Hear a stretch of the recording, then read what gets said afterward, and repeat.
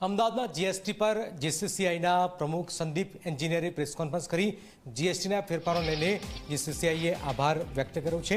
મેં જે રજૂઆત કરી હતી તેમાંથી 99% સરકારે સ્વીકારી છે। 1 લાખ કરોડ રૂપિયા ફ્રી લિક્વિડિટીમાં આવશે। સામાન્ય માણસ માટેના વાહનો સસ્તા થશે।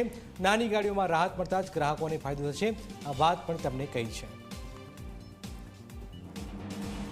એમાં જે રોજિંદી પ્રોડક્ટ્સ છે, કન્ઝ્યુમર આઇટમ્સ છે, એગ્રીકલ્ચર પ્રોડક્ટ્સ છે, એમાં ખૂબ રાહત થઈ છે અને આ રાહતમાં આશરે 1 લાખ કરોડ રૂપિયા ફ્રી લિક્વિડિટીમાં આવશે અને જે આપણી ઇકોનોમીને ખાસો બૂસ્ટ આપશે।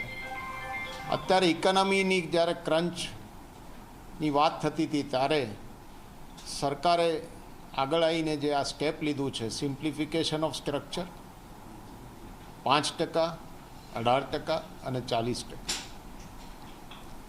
એ ખૂબ આવકાર્ય છે।